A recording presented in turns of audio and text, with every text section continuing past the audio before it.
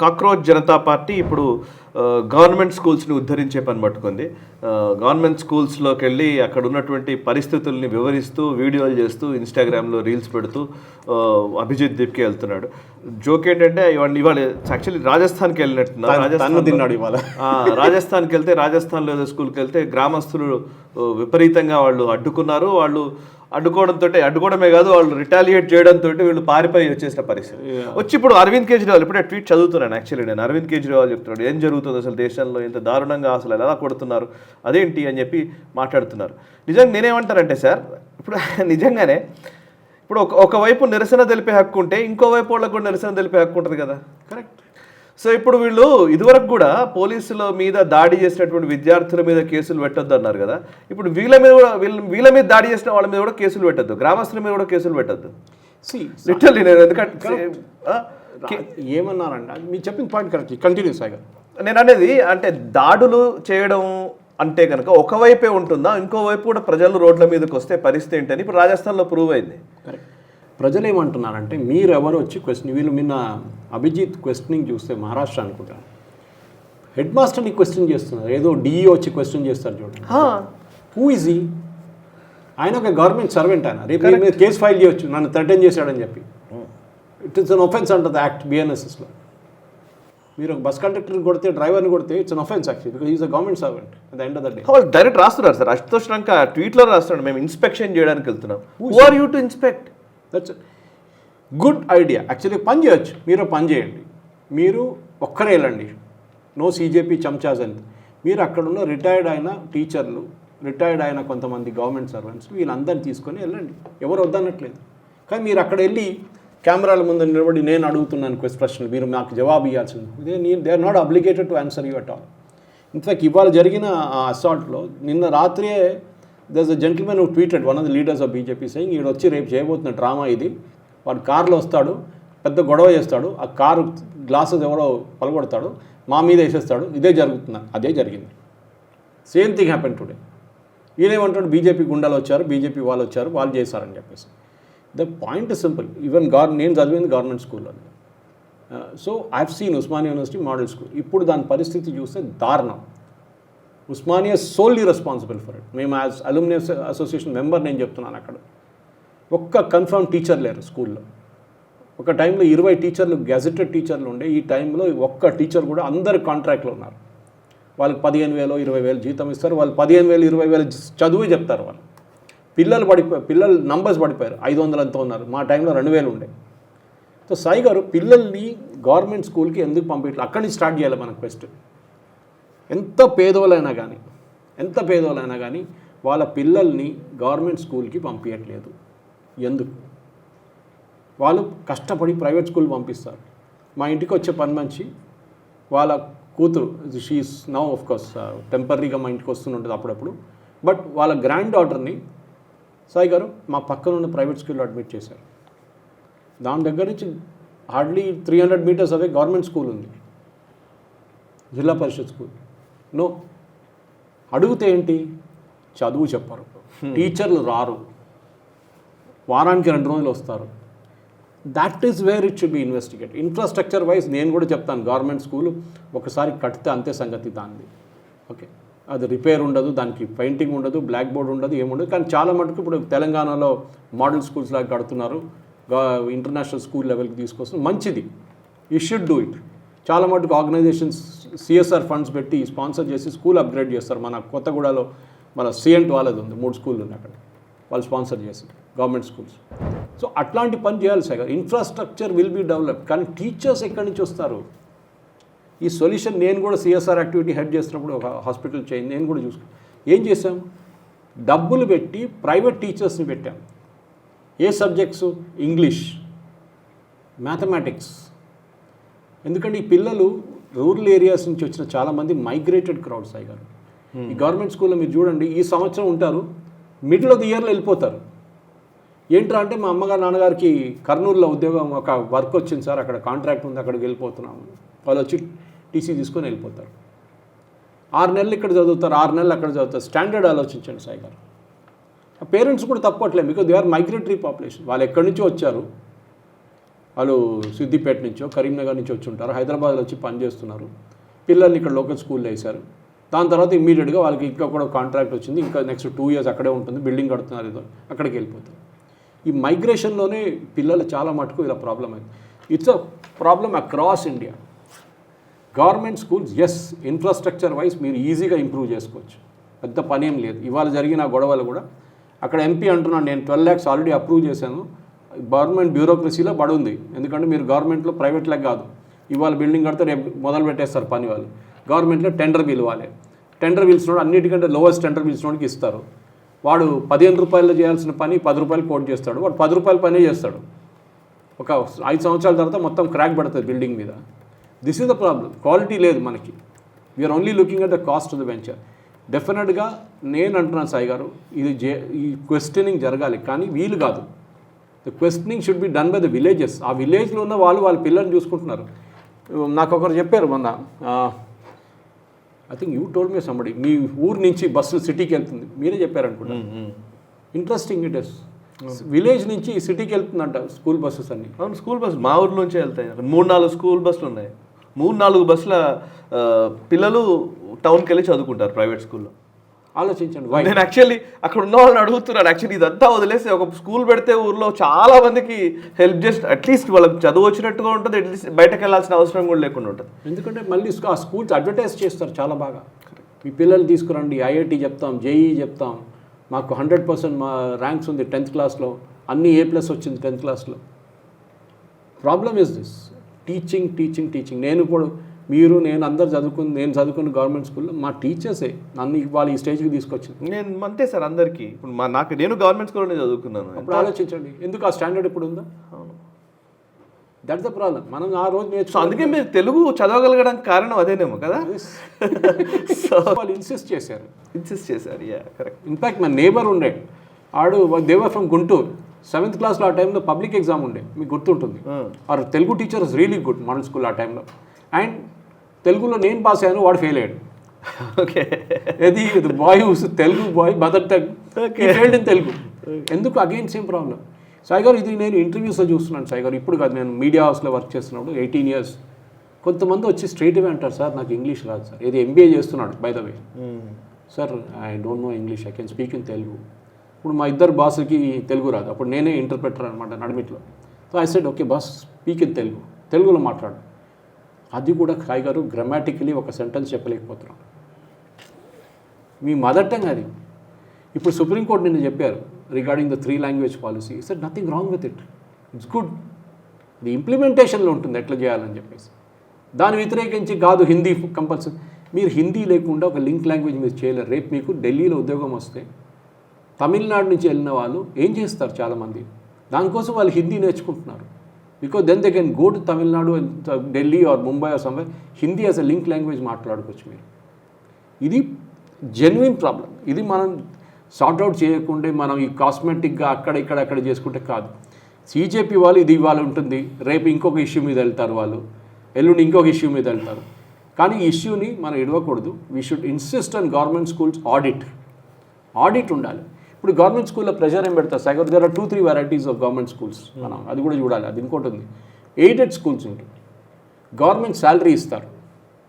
కేరళలో aided school it can be run by SNDP or Nair service society or Muslim youth federation or whatever, ఏదో ఉన్నాయి అక్కడ, వాళ్ళు నడిపిస్తారు. అందరు రిలీజియస్ ఆర్గనైజేషన్ నడిపిస్తారు. మీకు అక్కడ ఒక ఉద్యోగం కావాలండి. ఇప్పుడు ముందు 15-20 లక్షలు, ఇప్పుడు 60-70 కోట్ల రూపాయలు అడుగుతున్నారు. ఏది? ఒక టీచర్ ఉద్యోగానికి.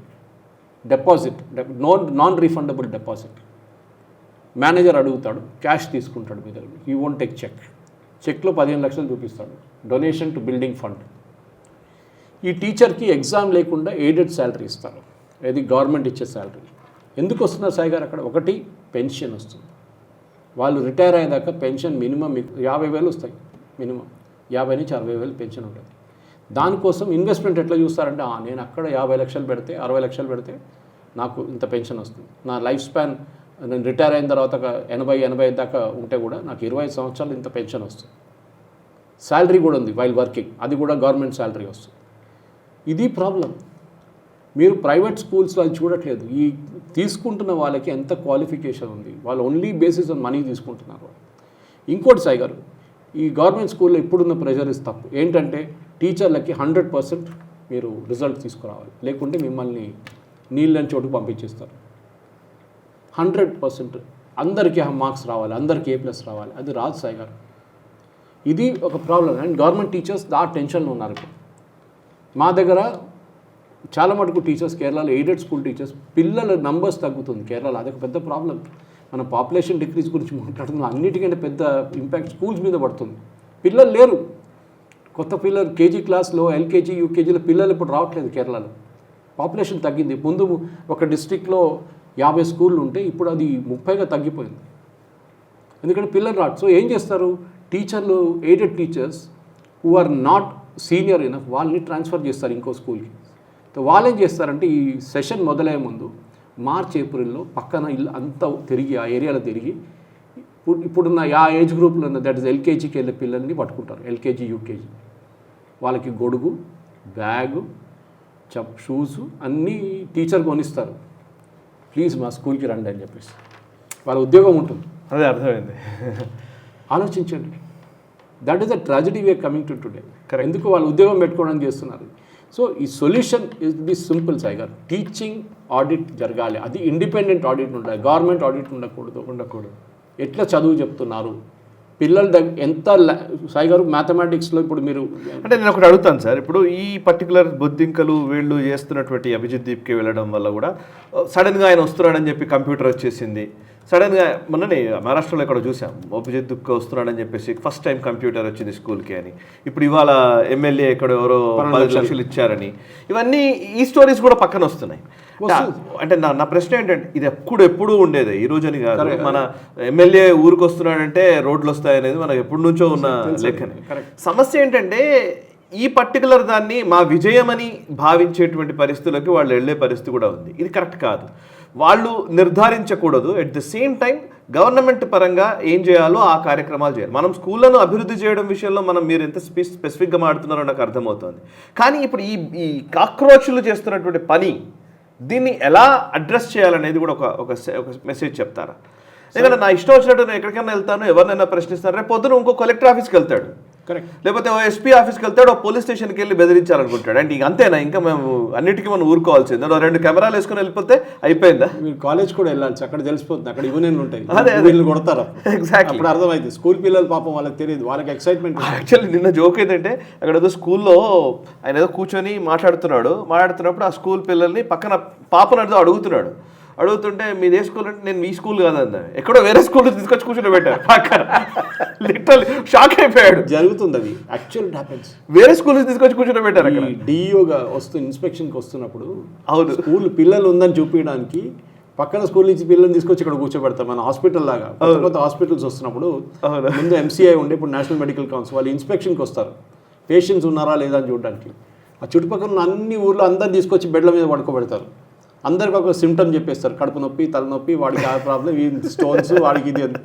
ఇది is a common joke across Telangana also. 93-85 ఎంతో ఉంది మెడికల్ కాలేజ్ తెలంగాణలో.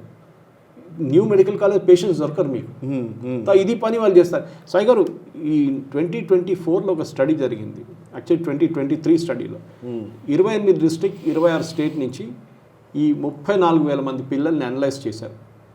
దాంట్లో more than 86% cannot read class 2 level text fluently. ఏది 14 to 18 years ఉన్న పిల్లలు క్లాస్ 2 లెవెల్ టెక్స్ట్ బుక్ చదవలేకపోతున్నారు. ఆలోచించండి, 14 to 18 అంటే they already at 10th class level. ఎందుకు? సో బియాండ్ బేసిక్స్ అని చెప్పి ఈ రిపోర్ట్ తీసుకొచ్చారు సాయిగా. దీంట్లో చాలా క్లియర్గా చెప్తాం, ప్రీ స్కూల్ అండ్ చిల్డ్రన్కి చాలా మటుకు రీడింగ్ అబిలిటీ రావట్లేదు. మ్యాథమెటిక్స్ అయితే మీరు మళ్ళీ అర్థం చేసుకోవచ్చు, కానీ the problem is very simple. Okay, standard 8 తర్వాత హయ్యర్ గ్రేడ్కి వెళ్ళేటప్పుడు అకాడమిక్ ల్యాగ్ అయిపోతుందంట. ఇదన్నీ మ్యానిపులేట్ జరుగుతుంది సాయి గారు. మనం చూస్తున్నాం, మన కాలేజీలో మనం చదువుకుంటున్నప్పుడు ఇంటర్నల్ ఎగ్జామ్స్ అని ఒక కాన్సెప్ట్ ఉంది, ఇప్పుడు కూడా ఉందనుకుంటాను అది. ఓకే, దాంట్లో ఏం చేస్తారు, ఫుల్ మార్క్స్ ఇస్తారు 20లో 20 అందరికీ. ఎందుకంటే ద స్కూల్ రిపోర్ట్ చూపించాలి మంచి పర్ఫామ్ చేశారని చెప్పేసి. Nobody has perform less. ఇంగ్లీష్లో మీకు 20 out of 20 ఇవ్వడం ఇంపాసిబుల్ ఇంటర్నల్స్లో. ఆ లాంగ్వేజ్ మీద ఉంటుంది. మ్యాథమెటిక్స్ అర్థం చేసుకోవచ్చు, మీరు స్టెప్స్ రాశారు, కరెక్ట్గా స్టెప్స్ రాశారు, ఫార్ములా కరెక్ట్ ఉంది, సొల్యూషన్ కరెక్ట్ ఉంది అంటే ఫుల్ మార్క్స్ వస్తుంది. ఇంగ్లీష్లో ఎట్లా వస్తుంది సాయి గారు? సోషల్ స్టడీస్లో ఎట్లా వస్తుంది చెప్పండి? 20/20 ఇంటర్నల్ మార్క్స్. ఇది హైడ్ చేస్తున్నారు సాయి గారు. నేను మళ్ళీ చెప్తున్నాను, అభిజిత్ దీప్కే కానీ, అశుతోష్ రాంకా కానీ, సౌరవ్ దాస్ వీరు ఎక్కడైనా వెళ్ళినాయండి. I think as a society giving back అంటాం చూడండి సాయి గారు, మనం ఎక్కడి నుంచి వచ్చామో అక్కడ వెళ్ళి మనం కూడా ఇదే పని చేయాలి. అకాడమికలీ పిల్లల్ని చదువు ఎట్లా చెప్పుతున్నారు, ఇన్ఫ్రాస్ట్రక్చర్ గురించి ఐమ్ లీజ్ బాదర్డ్. ఎందుకంటే మన గ్రాండ్ ఫాదర్ వైఫ్ నుంచి మనం ఎప్పుడు వింటుండే కథలు, కెరసిన్ తక్కువ ఉండే సప్లైతో స్ట్రీట్ లైట్ ఒకటి ఉంటుండే, అదొకటే బర్న్ అవుతుండే అనమాట ఆ విలేజ్లో. దాని కింద కూర్చొని ఆ బల్బు కింద కూర్చొని చదువుకుంటుండే. ఇప్పుడున్న పిల్లలకి ఆ లగ్జరీ ఉంది కదా సాయి గారు, ఇంట్లో అన్నీ ఉన్నాయి, ఏం లేదని చెప్పండి. ఇది problem. So we have to sort out this issue. ఎందుకంటే అభిజిత్ దీప్కి వెళ్ళడము, రాంకా వెళ్ళడము, సౌరదాస్ వెళ్ళడం కాదు. ప్రతి విలేజ్లో ఆ విలేజ్ హెడ్స్ అందరు కలిసి అక్కడున్న గవర్నమెంట్ స్కూల్ని అప్గ్రేడ్ చేయాలి. ఎస్, ఈ మోడల్ స్కూల్ని సాయి గారు ఉస్మానియా యూనివర్సిటీలో కొన్ని సంవత్సరాల ముందు మేము అలుమ్నే ఫామ్ చేసే ముందు ఒక ప్రైవేట్ కాలేజ్కి అమ్మేయడానికి ట్రై చేశారండి. ప్రైవేట్ గ్రూప్కి పెద్ద ల్యాండ్, 25 ఏకర్ల ల్యాండ్, మేము ఏం చేయలేము బిల్డింగ్ మీద. బిల్డింగ్ బాగానే ఉంది కానీ కొత్త పెట్టుబడి ఏం పెట్టలేము. ల్యాబ్స్ బాగా లేకుండా we replace the labs, books లేకుండా మేము రీప్లేస్ ద లైబ్రరీ. కానీ వీళ్ళు అమ్మేసుకుంటున్నారు ఏదో ఒక పేరు తీసుకొని, కానీ మీకు తెలుసు హూమ్ ఐఎమ్ రెఫరింగ్ టు. వాళ్ళకి అమ్మేసుకున్నాం, వాళ్ళకి లీజ్లో ఇచ్చేస్తాం నెక్స్ట్ 25 years, వాళ్ళు మెయింటైన్ చేసుకుంటారు school. We will say 50% of the student children have to come from lower strata of the society. వీళ్ళకే ప్రాబ్లమ్స్ అయ్యారు. Higher strata of society, lower middle class కూడా ఇప్పుడు ప్రైవేట్ స్కూల్స్కి వెళ్తున్నారు. It is the poorest of the poor. Mid day మీల్స్కి వస్తారు సాయి గారు. ఇప్పుడు మీరు వెళ్ళి అడగండి, చాలామంది గవర్నమెంట్ స్కూల్లో పిల్లలు లంచ్ తర్వాత కనిపించారు మీకు. కరెక్ట్. వాళ్ళు మిడ్ డే మీల్స్కి వస్తారు. You don't blame them. మీరు ఎట్లా బ్లేమ్ చేస్తారు వాళ్ళని? దానికోసం బ్రేక్ఫాస్ట్ ఇంట్రడ్యూస్ చేస్తారు, పొద్దున వచ్చేస్తారు అప్పుడు స్కూల్కి. మీరు సాయంత్రం స్నాక్స్ పెట్టండి 4 గంటలకు. ప్రైవేట్ స్కూల్స్ ఇస్తారు కదా అట్లనే. ఈవినింగ్ చిల్డ్రన్ ఉంటారు అప్పుడు కూడా. కానీ అటెన్షన్ స్పాన్ ఉండాలి పిల్లలకి, చదువు చెప్పే టీచర్స్ ఉండాలి. అది చాలా డిఫికల్ట్ సైడ్. కానీ నాకు తెలిసిన మటుకు I have given numerous cases to you. నిన్న కూడా ఒక MBA కాలేజీలో వెళ్ళి మాట్లాడుతూ చెప్పాను, మా వాచ్మెన్ కూతురు. ఇప్పుడు ఆయన ఇక్కడ లేడు, ఇంకో ప్లేస్లో ఉన్నాడు.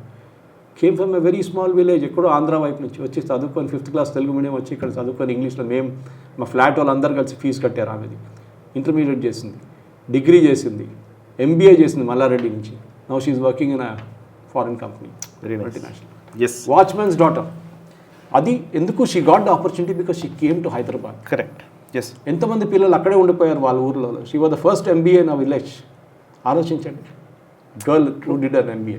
ఈ వీడియో మీకు నచ్చినట్టయితే లైక్ చేయండి, 10 మందికి షేర్ చేయండి. అలాగే కామెంట్ల రూపంలో మీ అభిప్రాయాలను మాతో పంచుకోండి. Nationalist hub group of channels ను సబ్స్క్రైబ్ చేసుకుని తెలుగునాట జాతీయవాద జర్నలిజాన్ని ప్రోత్సహించండి. ఈ వీడియో కింద ఉన్న బెల్ ఐకాన్ పై క్లిక్ చేయడం మర్చిపోవద్దు.